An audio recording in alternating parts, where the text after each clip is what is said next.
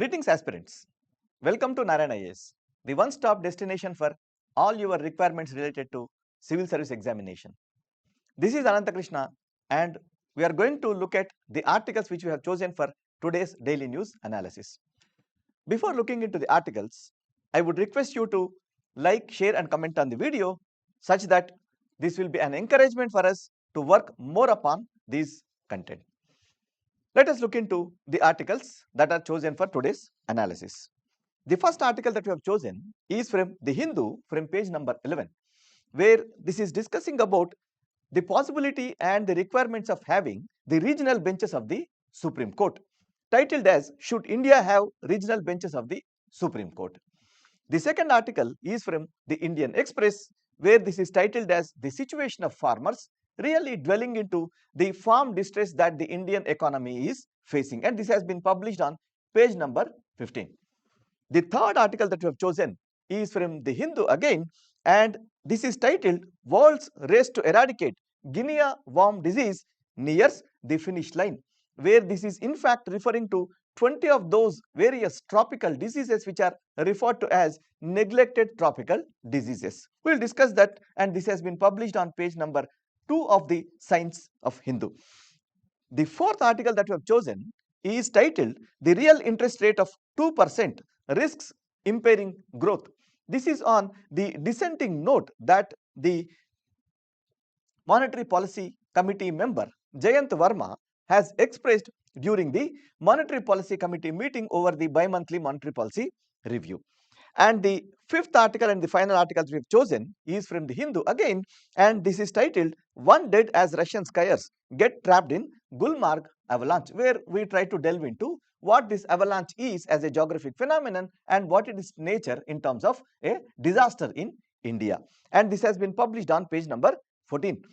The final component of this discussion is going to be on the preliminary questions and the practice mains question, and this concludes upon this particular discussion. Let us delve into the articles. Dear students, embark on your UPSC journey with Narayana IAS Academy. Our esteemed 5-year and 3-year integrated programs are now open for admissions in Hyderabad, Vijayawada and Nellore. Our courses include robust R&D backed initiatives such as daily news analysis, daily news review, which are comprehensive review program for a broader understanding of our day-to-day happenings, which are current affairs. Similarly, we have NCERT program, which is a foundational course that covers all the NCERT syllabi, which is crucial for UPSC preparation.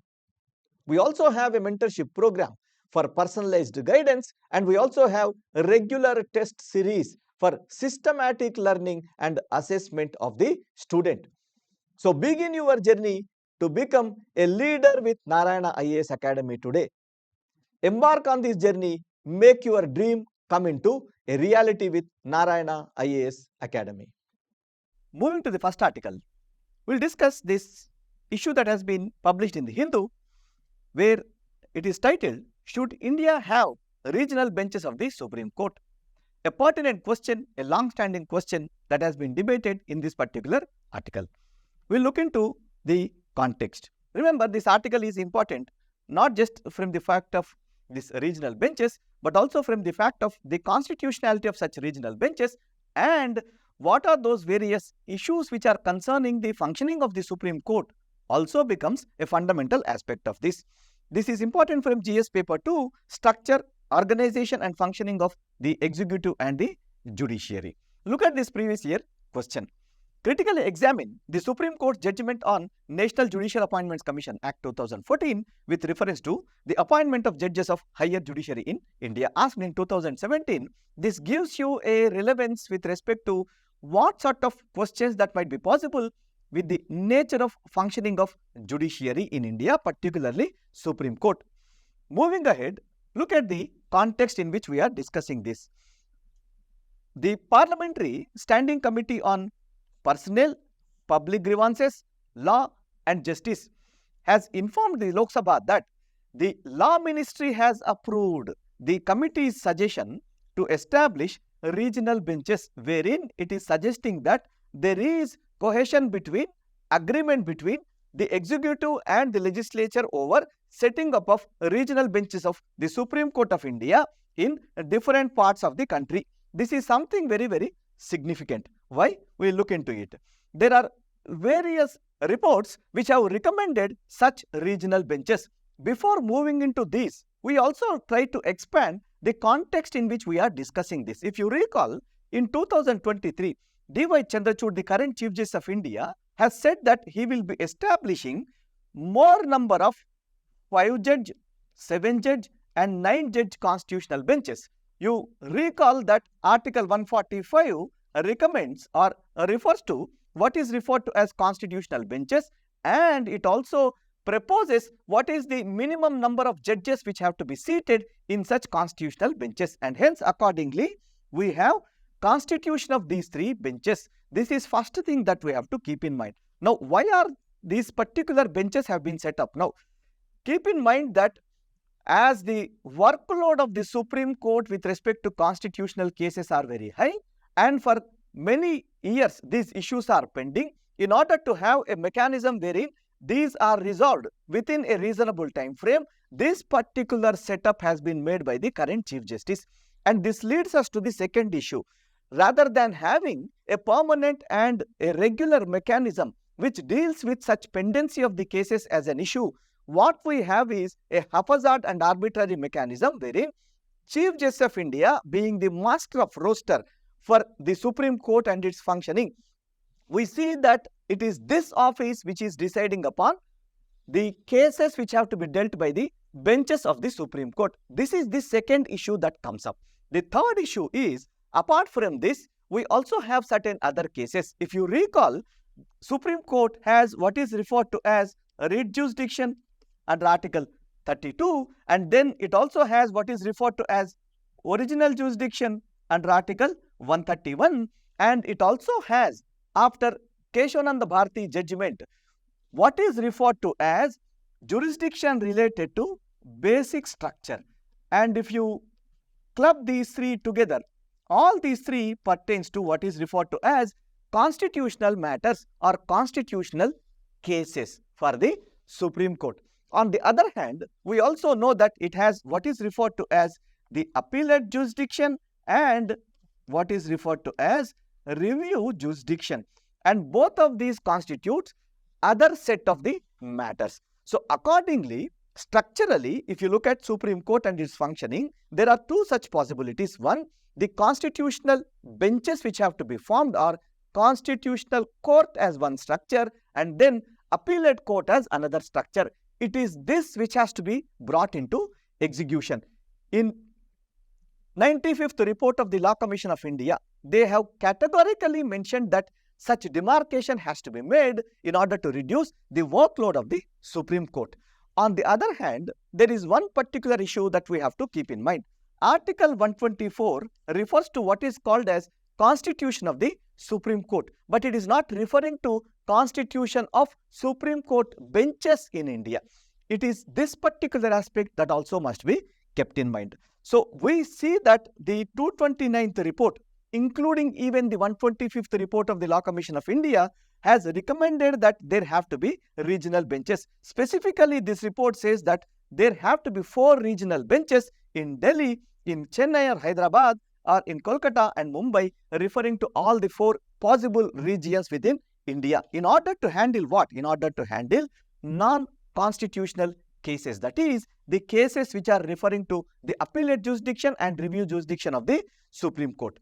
And on the other hand, the Standing Committee on Law and Personnel, as we have already seen in the context, has reiterated this particular recommendation. So the Parliamentary Committee on Judicial Processes and Reforms is also saying that it improves access to justice if we do this, and on the other hand, the most important benefit of this would be reducing the Supreme Court's workload by reducing the pendency of the cases also. If you look at the arguments for establishing these regional benches, Article 130 is one such article that we have to refer to. Alongside, we also have Article 39A, wherein as a subset of this particular requirement calls for or directs the state to ensure that there is free legal aid to the poor. And as you see that the centralization of Supreme Court has happened because of its location in Delhi, we see that the poor are being denied the access to justice because of the cost that is involved in approaching the Supreme Court and in also accessing the justice. Second, as you clearly see here, there are accessibility issues, and these accessibility issues refers to two kinds of constraints: cost related to travel, cost related to moving ahead with the case, and then what is referred to as time constraints. Moreover, we must also keep in mind that this reduced workload as a key factor relating to the performance of the Supreme Court, wherein more than 80,000 unresolved cases are pending with the Supreme Court. On the other hand, it lowers the litigation costs, and also it brings up the diverse perspectives from various regions rather than having one such centralized setup, which probably takes away the possibility of such diverse perspectives over the various appellate and review issues.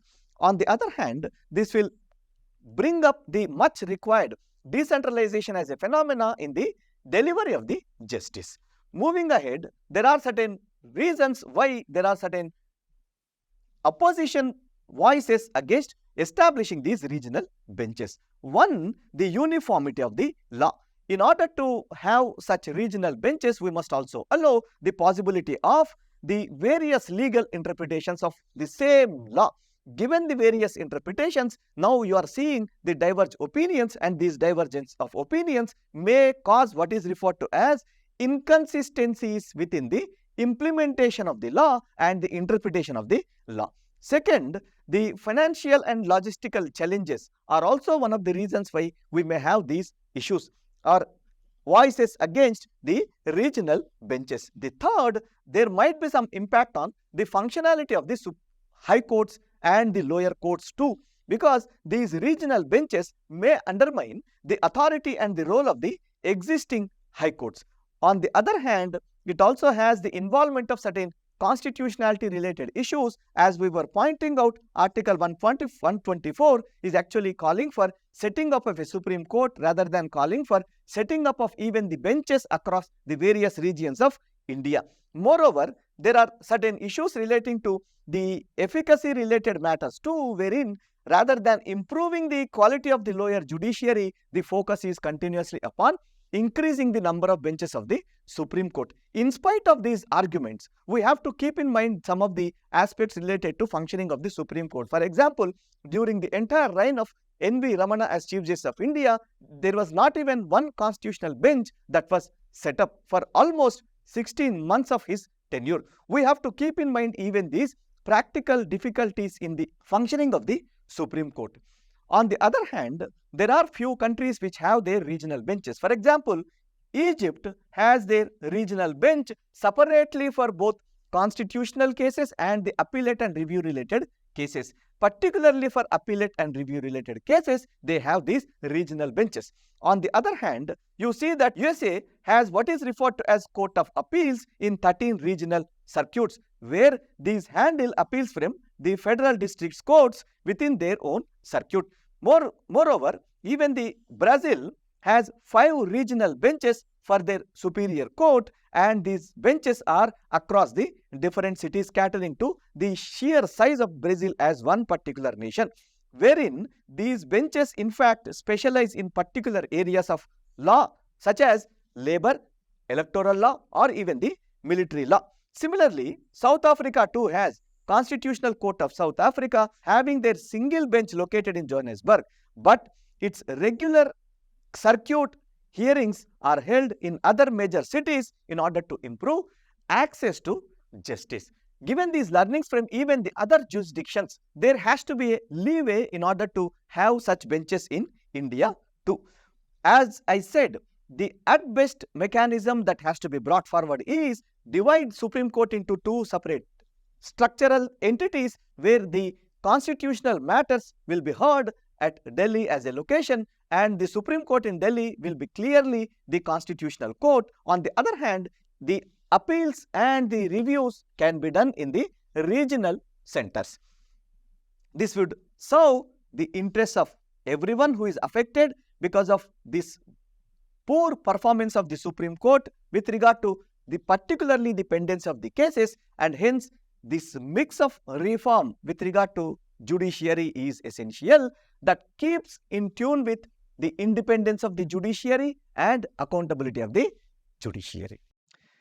Moving to the next article, we'll look into this situation of farmers, which is referring to the deep-rooted farm distress in India and how this deep-rooted farm distress in India is causing one after the other farmers' unrest in India, and we will also look into what are those basic contours of this farm unrest as a structural thing from the examination point of view. Look at this particular UPSC relevance. Farm distress and the various structural factors which are reflective of such farm distress are important from the both preliminary and main examination point of view. Second, we must also keep in mind that as per the government's budget and their political projection, we find that farmers constitute 4 of those very vulnerable sections in India. Hence, from GS2 perspective, from the syllabus point of view, welfare schemes for vulnerable sections of the population by the center and states is also another dimension under which this particular topic is important. Of course, from GS3 Indian economy point of view, the issues related to planning, the structure of the economy and its transformation can also become important. Moving to the previous year question, look at this particular question.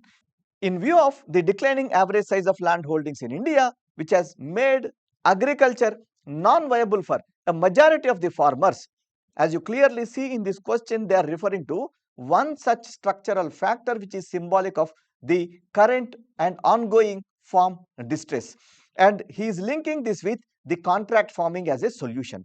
So this question is asking you, should contract farming and land leasing be promoted in agriculture as a solution?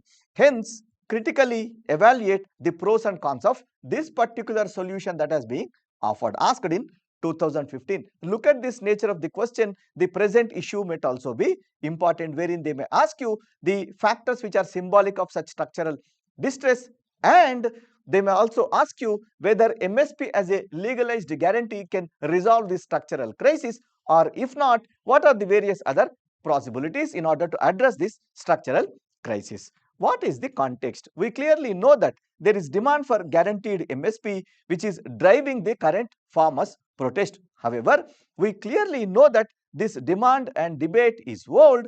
However, it is only the visible expression of a much deeper problem which is in fact covered up. This is, farming is grossly unremunerative for most of the Indian farmers. It is this particular context that we are looking at. Look at this background. As you clearly see that if you look at the growth trajectory of agriculture in India in comparison with non-agriculture, this is very, very important in order to see how this has fared since independence, wherein we are trying to have a long period outlook, how this has fared. This paints a distressing picture for the agriculture sector. As you clearly see that from this particular levels of growth, that is nearly 5% growth, the non-agriculture could grow to the extent of 8%.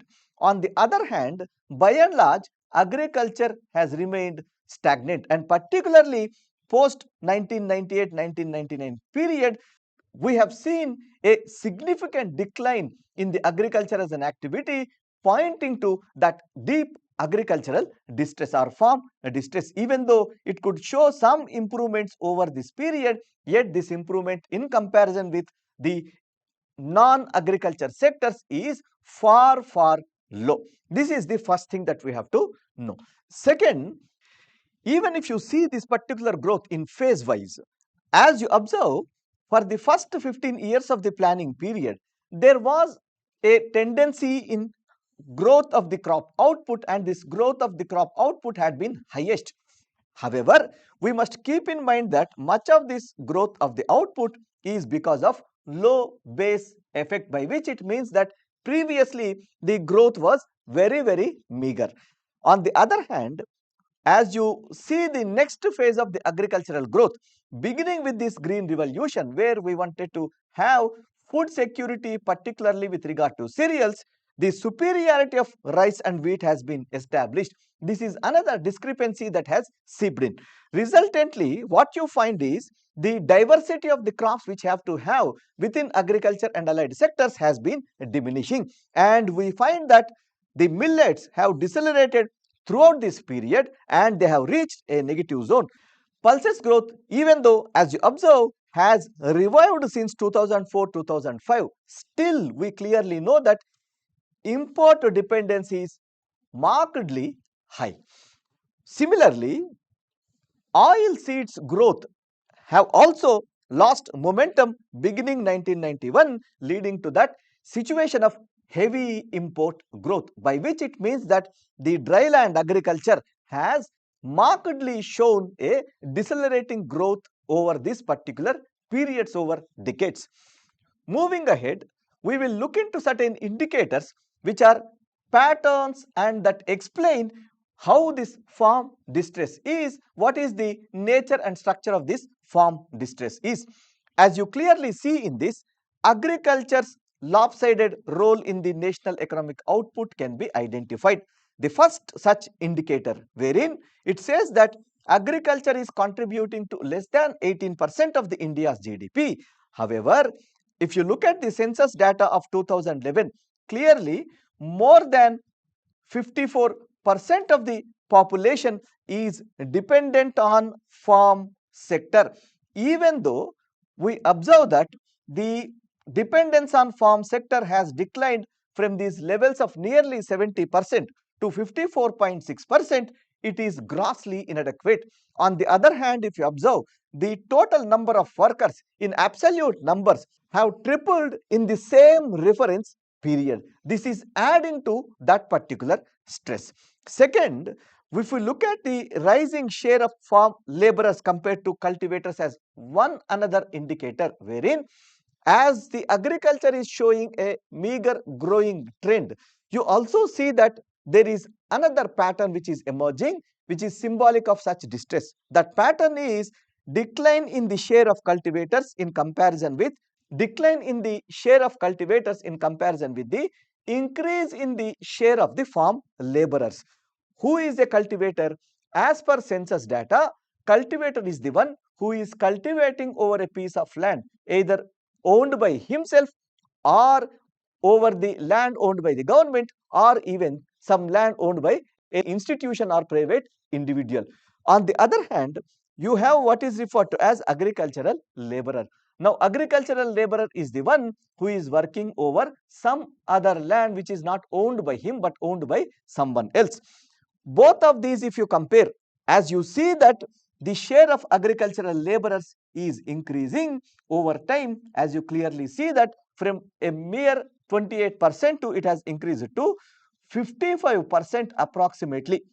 On the other hand, cultivator share has declined from the levels of nearly 72% to mere 45%.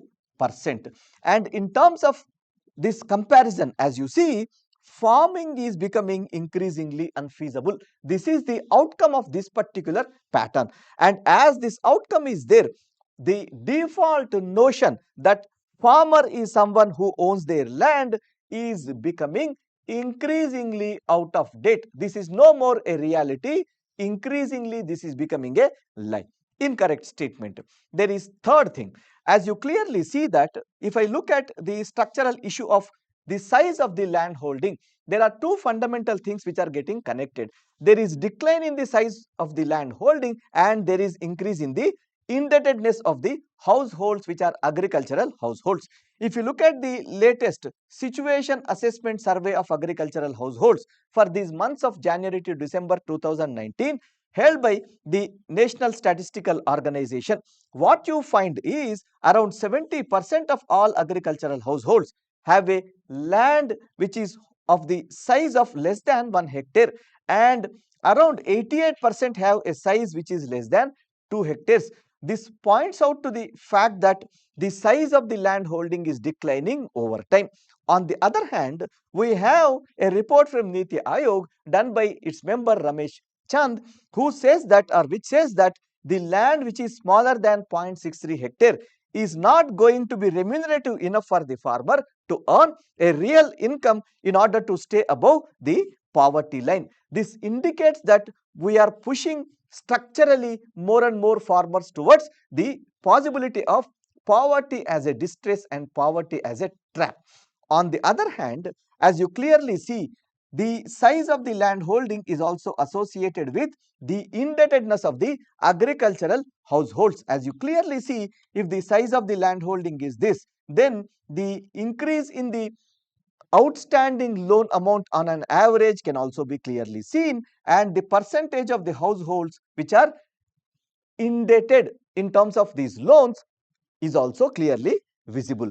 On the other hand, this indebtedness and land holding size, apart from that long term growth trajectory that we have seen, they are acting highly upon the incomes and keeping their incomes grossly low, and this is also showing a declining trend as we see, and there is high incidence of debt across the country. So the same survey is showing that as of 2019, 50% of the farm households, as you take this average, nearly 50% of the households of the agriculture are indebted. Moving ahead, this survey also presents such indebtedness across the states. For example, in the state of Andhra Pradesh and Telangana, more than 90% of the farm households were indebted. This is the skewed nature of such agricultural distress. On the other hand, their monthly incomes were around the same as the national level of 10,000 rupees per year. This is something that is very, very triggering in terms of this such agricultural distress. On the other hand, we must also keep in mind that these are some of the states which claim that they are catering to the welfare of the farmers more than any other states.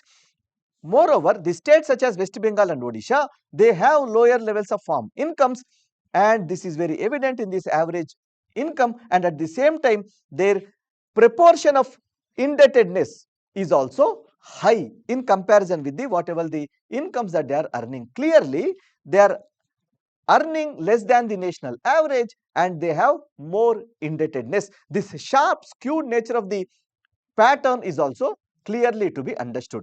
Moreover, the terms of trade are also against the farmers. What is this terms of trade? Where it says that the cost of the input by the farmers and ultimately whatever the prices that they get in return over time for their output, both of these are less in comparison with non-agricultural sectors. A terms of trade which is lower than 100 means that farmers are earning lesser than the other sectors, and hence they are not able to make enough real income for their survival and subsistence.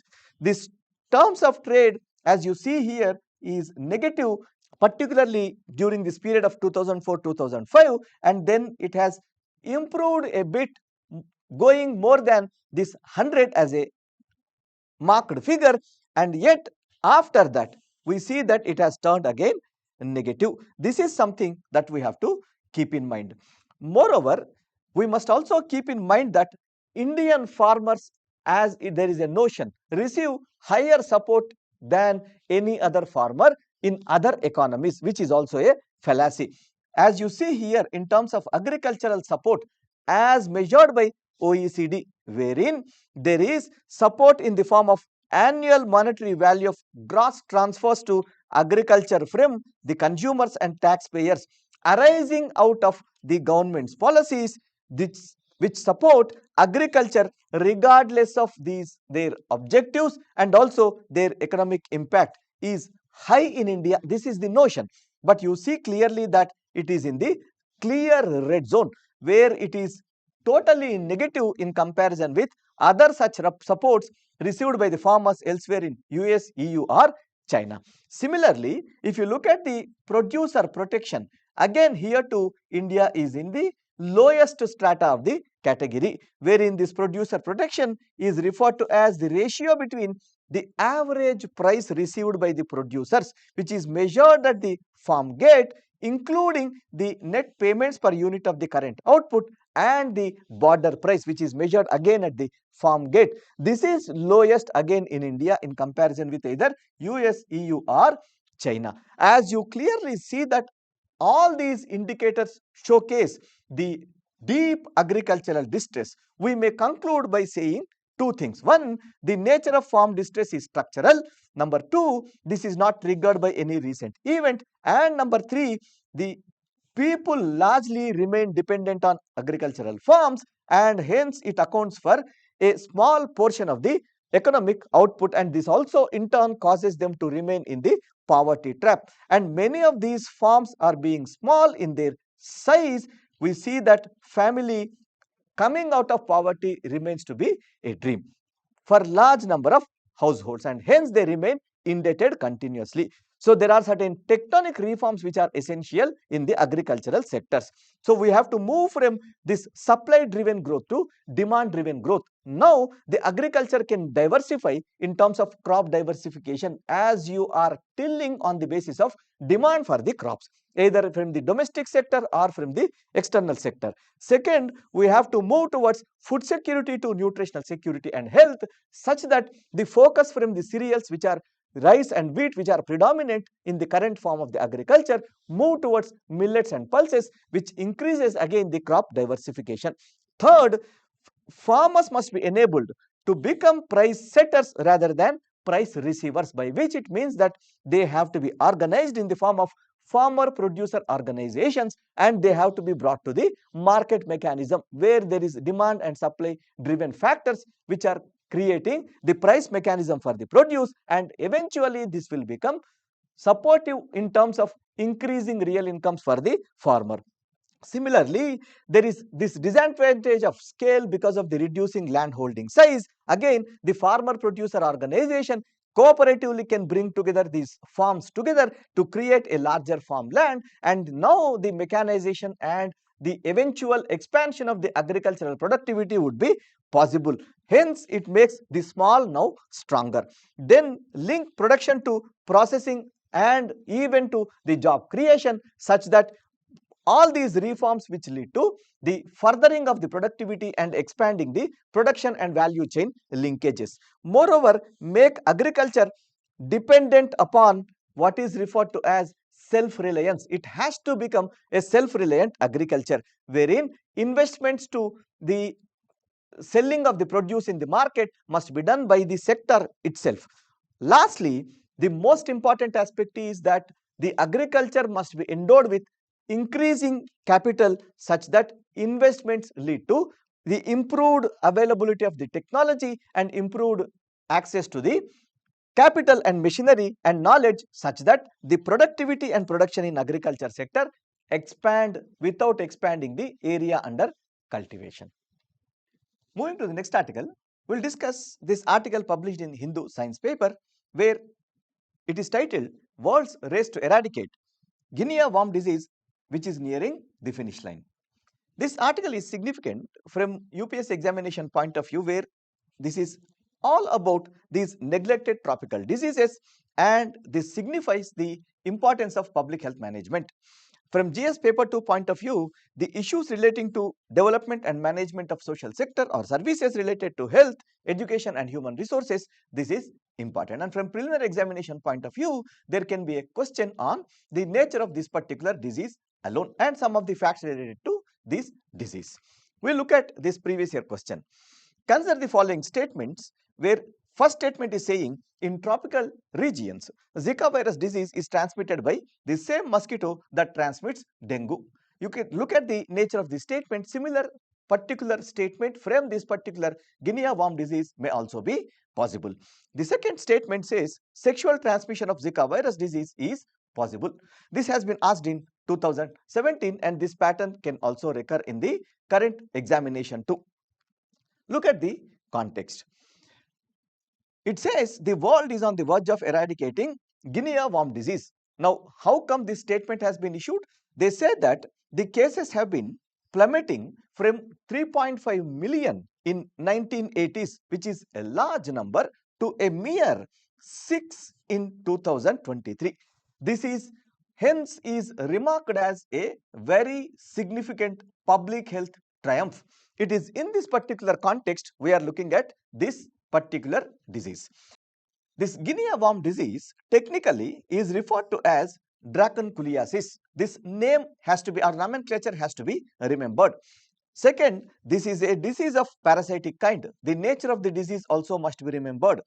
Third, as we have already seen that this is on the verge of eradication, where a mere 27 human cases were just reported in 2020. All these three facts have to be remembered. Then what it says is, from the time of its infection, remember it takes between 10 to 14 months for the transmission cycle to be completed. We will look into the transmission cycle in the next slide. By this time, you remember that a mature female worm emerges from the body, and as it emerges from the body, it affects legs and feet, where you can see a kind of blisters being formed over the leg and feet of the person who is infected with it. This happens when this parasite is transmitted, mostly when people drink what is referred to as untreated or stagnant water, and this stagnant water would generally be infected with this particular parasite. On the other hand, we must also remember from the preliminary examination point of view that this dracunculiasis was endemic in 20 countries including India in the mid 1980s. This was a major public health challenge that India also has faced, and this disease, as we know, comes under the neglected tropical diseases, and we know that there are such neglected tropical diseases being numbered at 20. We will look into this data in the next slide. As you see in this particular picture, as we drink this unfiltered water containing these so-called larvae, which are being contained by what is referred to as coparts, which remain in this fresh water or stagnant water, and this enters into your what is referred to as intestine, and it will get attached to the intestinal wall once it enters into the stomach. And here they try to mature and they start reproducing themselves. Over a period, what you observe is, as we clearly saw, within this 10 to 14 months of period, the fertilized female worm migrates to the surface of the skin, causing what is referred to as a blister, and here it discharges larvae. And as you clearly can see, all these particular stages from 1 to 3 are the infective stages. Here you will not be in a position to really diagnose whether you have been infected with this disease or not. So only when it starts appearing on your legs or feet in the form of blisters, this is the stage wherein you can diagnose it. And from here, whenever these are transmitted to such stagnant or fresh water, again they will be consumed by the coparts within that particular stagnant water, and then again this infection cycle would be occurring. It is this particular cycle which has been broken, because of which this is being referred to as a public health triumph, as you see in this particular data. So the Guinea worm disease was, as we know, was a major public health problem in India, particularly in many states where the treated drinking water or potable drinking water was not available, and this was eradicated in 2000. Remember this particular year. Moreover, as we saw in this particular explanation of the infectious cycle, this passes its life cycle in two hosts. One is the man and the other one is, as you clearly see, what is referred to as coparts.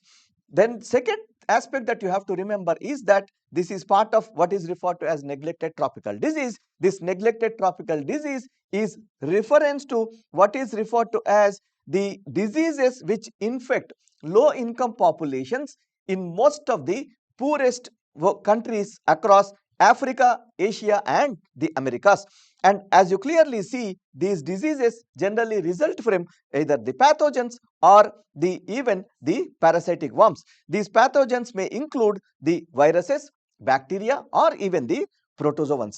And third, remember that this neglected tropical disease as a definition has been given over the public health perspective by the WHO as the UN arm, and this has identified 20 such diseases within this particular category.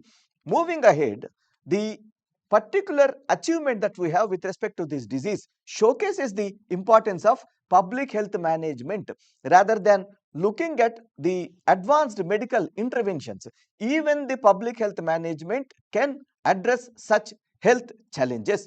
Thus, this elimination of Guinea worm disease through surveillance, water safety and education demonstrate such public health management based effective strategies in combating such diseases. So, this is applicable to all those tropical neglected diseases, not just this particular disease alone.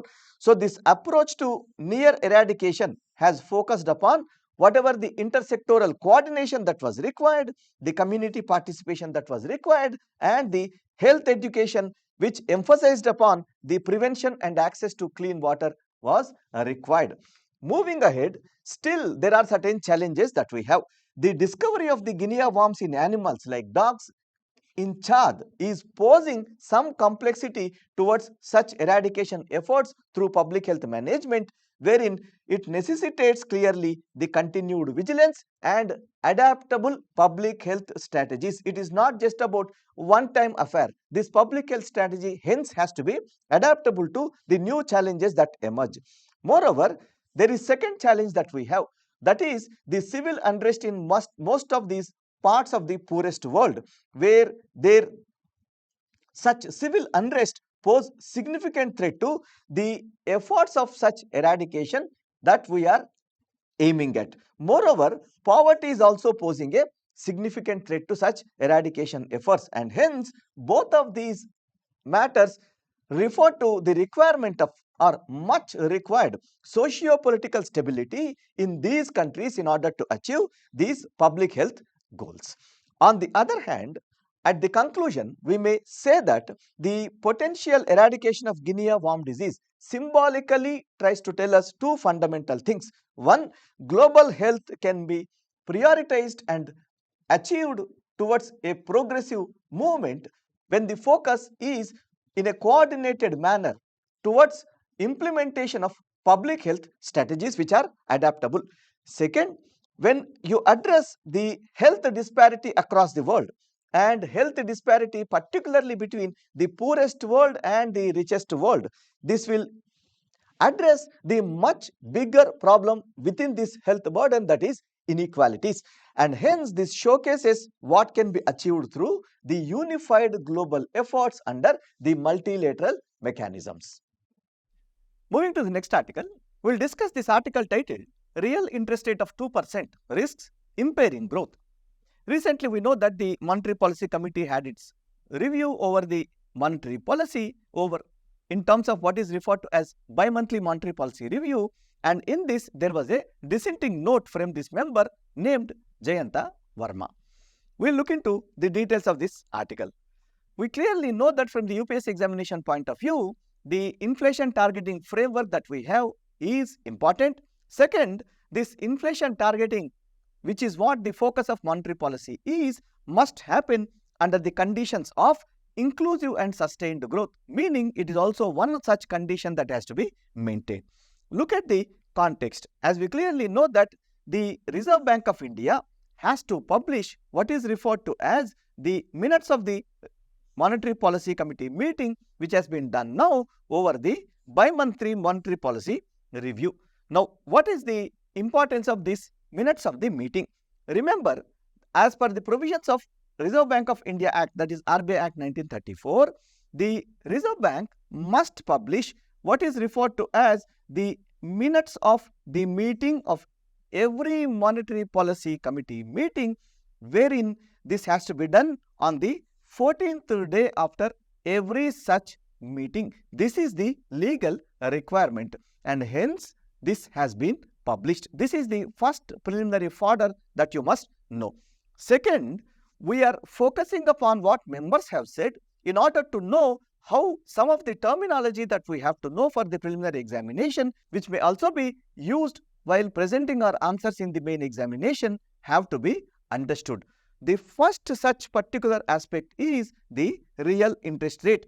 Here, if you see clearly, he is trying to focus upon two things. One, the inflation, and then two, what is referred to as the current policy rate, that is the repo rate of 6.5%.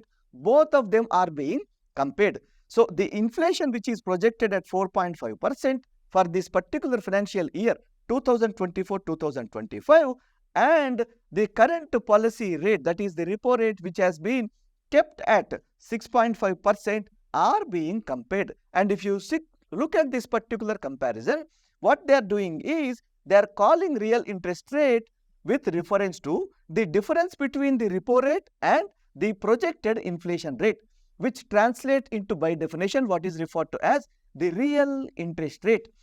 And he says that the economic growth is in the higher trajectory and there is no evidence of what is referred to as overheating, the second terminology that we are meeting. So apart from real interest rate, which is at 2%, because of these two, that is the inflation which is projected at 4.5% and the current policy rate which is at 6.5%, is according to him at a higher level. Second, this would generally be done under the conditions of what is called as overheating. What is overheating? Overheating is a situation wherein economy has reached its upper limit of production, where it has reached its capacity to meet all of the demand that is there from the economy, either from the individual or from the firms or even from the government, that is all the agents in the economy. So overheating is the second expression that we are trying to understand. Third, this may also be possible when the output gap has already been closed. So the real interest rate will be high, or you will be reaching this overheating as a condition when the output gap has been closed. What does that mean? This means that we know that we calculate what is called as GDP, or referred to as real GDP, and you have what is referred to as the potential GDP, which is the capacity of the economy to produce to that particular extent or the level of production within the economy that is possible. Whenever we see that output gap is closed, which means that economy's real GDP has reached its potential GDP, by which it means that suppose potential GDP is expected to be at or estimated to be at 7% and real GDP is reaching that 7% growth rate, then the output gap, as we see, is being closed. So output gap is the difference between the potential GDP and the real GDP. Overheating as a phenomena would occur when this output gap is closed and the economy is rising or growing beyond this particular potential GDP. So what this particular descending note is saying that the output gap has already been closed is a notion. So the projected growth rate of 7% for the 2024-2025 financial year, exceeding the growth potential of the Indian economy, as he says, is a notion. Then we must also keep in mind that the average growth rate of the real GDP, which is referred to as compounded average growth rate of real GDP, which is measured in terms of ICOR, incremental capital output ratio, by which it means that for every unit of capital investment, how much of production that is being increased, which is what is a reflection of the productivity levels, which is in fact at a level which is 4.25% per annum since 2019-2020 financial year to 2023-2024 financial year, as per the first advance estimate of National Statistical Organization, by which it means that the productivity levels have not actually increased and hence the potential growth rate has not been yet achieved by the Indian economy, and hence keeping the real interest rate at this particular level of 2% is way high according to this dissenting note. On the other hand, he says the potential growth rate of the economy is close to 8% and hence we are not amidst this risk of overheating in 2024-2025. So this dissenting note says that a real interest rate of 1 to 1.5% would be sufficient to keep the inflation targeted at this 4% level, number one, and number two, and hence the real interest rate of 2% may create the risk of turning down growth into the pessimistic path, meaning now we are at a level of, or we are estimating to grow at 7%, but it may fall from there because the interest rates are high, pushing the cost of investment high, and hence the investment cycle may slow down. This is what this dissenting note is saying.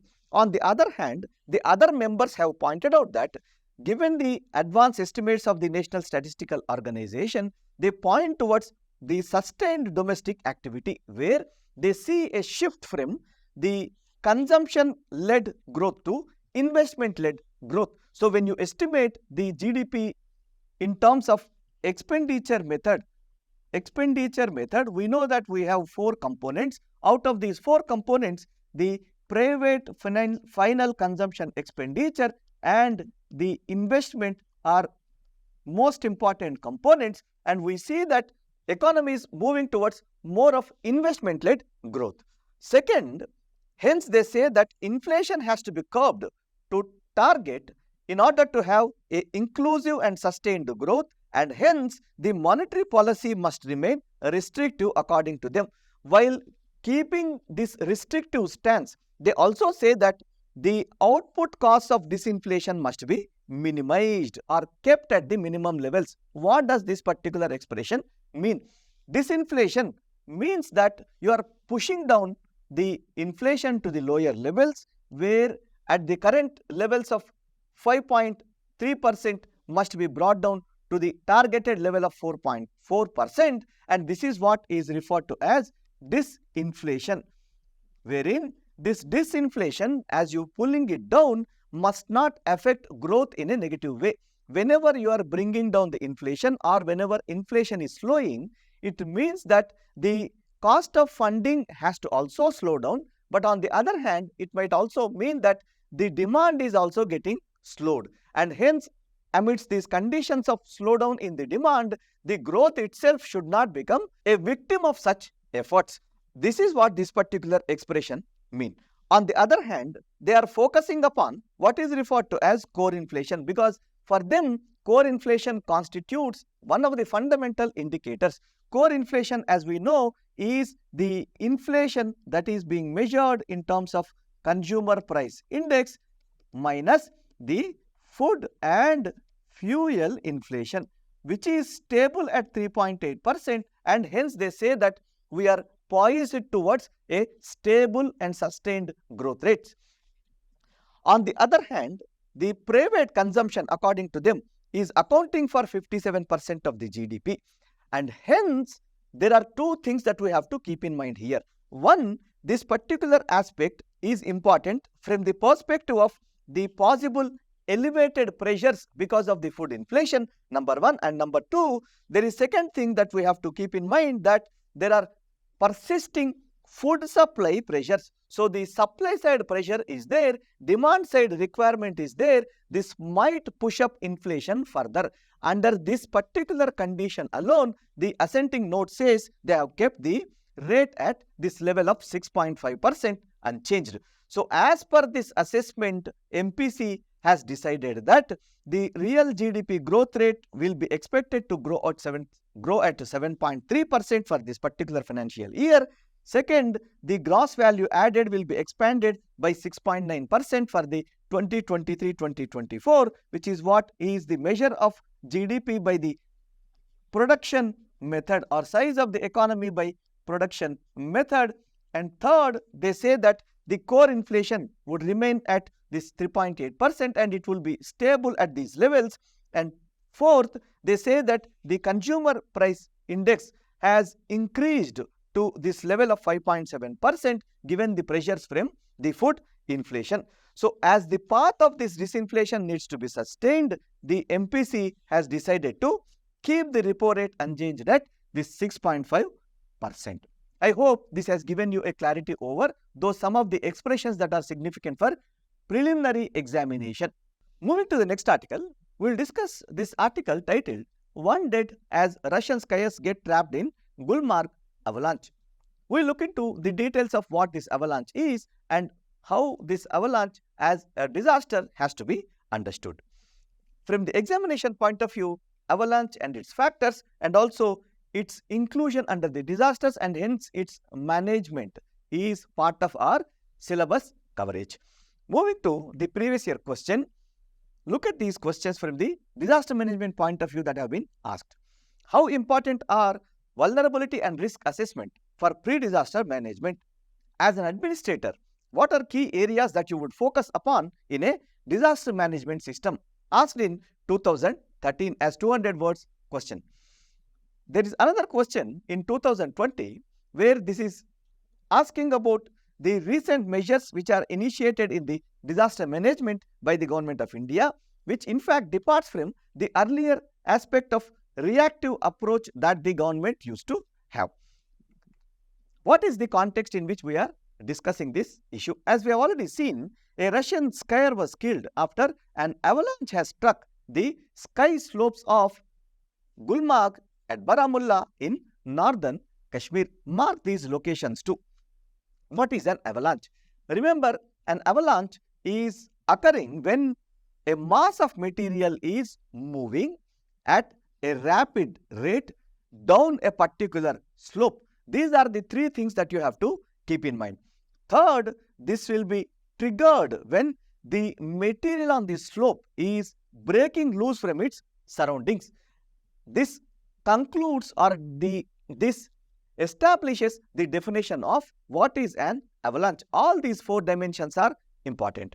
Next, there are three types of avalanches that we have based on the material that we are considering. The first avalanche is referred to as the rock avalanches, where the large segments of shattered rock is moving down the slope at a rapid rate. Second is ice avalanche, where the snow is moving at a rapid rate along the slope, and this will occur in the vicinity of generally a glacier. The third one is referred to as debris avalanche, where this contains a variety of unconsolidated materials such as loose stones and soil. On the other hand, this particular issue where one Russian skier has got killed is a type of avalanche which is caused because of snow. Hence, we will be focusing upon what is referred to as snow avalanche. This occurs when there is a heavy snowfall, and this heavy snowfall after gathers lot of snow as a thick coverage, and this gets started weakening, which is referred to as snowpack weakening. And this would generally occur during two occasions. One, the occasion of warming temperatures, or even the earthquakes. Alongside, there is also another factor which may also cause it, which is the rainfall. Moreover, as these three were the natural causes, there is another cause which is anthropogenic or human cause, which is the human activity in the form of skiing. On the other hand, if you look at the forms of these snow avalanches, there are two types of snow avalanches that we have. One is referred to as slab avalanche, which is made of tightly packed snow occurring as a slab, and this would be triggered when a collapse of an underlying weak snow layer is occurring. On the other hand, what is referred to as loose snow avalanche is also occurring, wherein these loose snow avalanches are made up of loose snow, and particularly this is the cause during the skiing as an activity. Now, what is the challenging feature of this particular avalanche?